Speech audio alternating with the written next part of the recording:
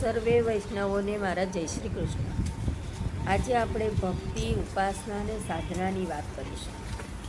આજના આ આધુનિક શિક્ષિત સમાજમાં પણ ઉપાસના, ભક્તિ અને સાધના અંગે સાવ ખોટી માન્યતાઓ પ્રવર્તે છે। પૂજાપાઠને નવરા લોકો દ્વારા કરવામાં આવતું કર્મ માનવામાં આવે છે અને એવી માન્યતા બની ગઈ છે કે પૂજા, ઉપાસના, ભક્તિ કરનાર લોકો પોતાને સમર્થ અને ક્રિયાશીલ બનાવવાના બદલે ભગવાનની સમક્ષ એટલા માટે માથું નમાવીને પ્રાર્થના કરે છે કે તેઓ એમના મનની ઈચ્છાઓ પૂરી કરી દે। આ ભ્રાંતિના કારણે તર્કશીલ લોકોનો વિશાળ વર્ગ ઉપાસના, સાધનાની અને ભક્તિની ઉપેક્ષા કરે છે, પરંતુ આ માન્યતા સાચી નથી।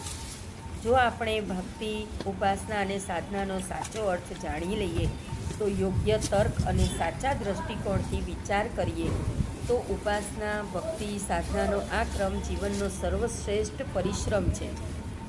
પ્રત્યક્ષને મોટો બીજો કોઈ પુરાવો હોતો નથી। આ વિશ્વભરના એ મહાપુરુષો અને મહાન સ્ત્રીઓના જીવન પર આપણે દ્રષ્ટિ કરીએ તો આપણને ખબર પડે કે જેમણે પોતપોતાની રીતે સાધના કરી અને તેની શક્તિ વડે આ સંસારની દિશા જ બદલી નાખી।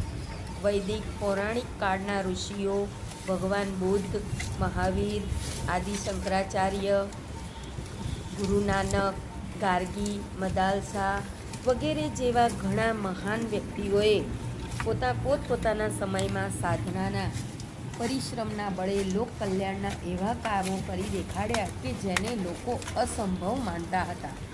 આથી ભક્તિ, ઉપાસના, સાધનાની ઉપેક્ષા કરવી યોગ્ય નથી।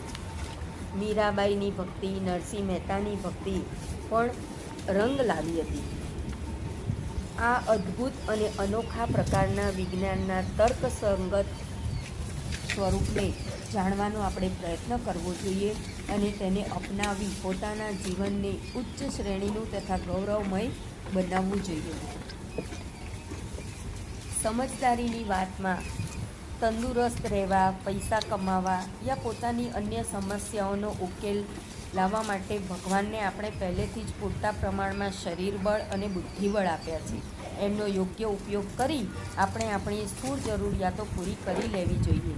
સામાન્ય રીતે સૌ કોઈ એવું જ કરે છે અને જો કોઈ મુશ્કેલ ભર્યું હોય તો આપણે બીજાનો સહારો કે સહકાર માંગીએ છીએ, તો આવા કામ માટે આપણે ભગવાન પાસે મદદની પ્રાર્થના કરવી અયોગ્ય તો નથી જ। તેથી આજના આ યુગમાં આપણે દરેક યુવાનોને ભક્તિ, સાધના અને ઉપાસનાનો માર્ગ બતાવવો જોઈએ। જય શ્રી કૃષ્ણ।